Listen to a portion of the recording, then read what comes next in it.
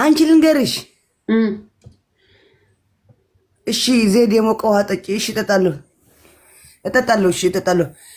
ቆይ ልንገርሽ። እቺ እስቲ በህይወቴ ፈስቼ አላቅም በይ። እኔ እንዴት ፈሳል ማለት ፈሳለሁ። እኔ ፈሴስ ፈሳ ማለት ነው። እንደዚህ አንዳንዴ እንደዚህ ሸፈን አድርገውና ፈሴስ ፈጣ እንደዚህ ሸፈን አድርገውና ሽታው ቀላል አይፈስም እኮ እንደዛ ዜድ እና ስለሞከርሽው እኮ ነው። እኔ ግን አሸተኝም የኔ ፈስ። ኧረ ይሸታል። ኧረ ፈስ ሁሉ ማይሸት የለም። አይሸትም ፈሱን እኔ እንትና ጋር ፈስ ኦኬ እኔ እንትና ጋር ሀቢብ ጋር ፈስቼ ማላቅ አባቴ ሙት ግን ልጄ ጋር ፈስቼ አውቃለሁ ብዙ ቀን። ልጄ ቀላል አይስቅብኝም ስፈሳ ይማየ ደግሞ ይላል ሼም ይዟል እኔ ለምፈሳው እንጂ እሱ ጋር እኔ በህይወቴ ፈስ የፈሳው በቃ እስካሁን ማስታውሰው እንዴት አጠገቡ ፈሳል እስካሁን ማስታውሰው ቆይ የዛሬ ስንት ዓመት መሰለሽ? ቢያንስ 15 ዓመት 16 ዓመት ይሆነኛል። ትልቅ ነኝ። ከዛ ለቅሶ ቤት ነበረ። እህቷ ሙታለች። ሜቢ እዚህ እየተከታተለች ይሆናል።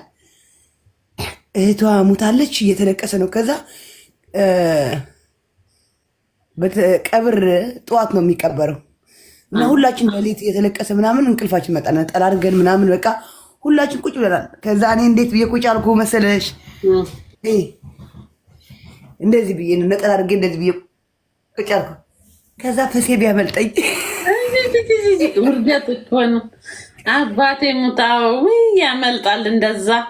ከዛ ፈሳውና እህቷ የሞተችው እህቷ ራሱ ሳቀች። ሳቁ፣ ሁሉ ሳቁ። ከዛ እኔ ብድን ደርግጬ ተነሳሁ። ኧረ ይዞኛል፣ አቅለ መናገር ይዞኛል። በጣም ነው ሼም የሚይዘው እኮ። አዎ ይዞኛል። ከዛ እንደፈሳው ታውቀኛል እኮ። ከዛ ሳያቸው እየሳቁ ነው ሁሉ። ከዛ ተመልሼ ሸም ይዞኛል። እንደዚህ ቀየሰም ወጣት አልኩ። በጣም ነው ሼም የሚይዘው። እኔም እንደዚህ አንድ ጊዜ ባሌ እናት ጋር የድሮ የኤክስ ባሌ እናት ጋር ፈሴ አምልጦኝ ወይኔ ሼም እንዴት እንደያዘኝ ቤት ለቅቄ ብሄድ ሳፍሬ አይ ተከትለኝ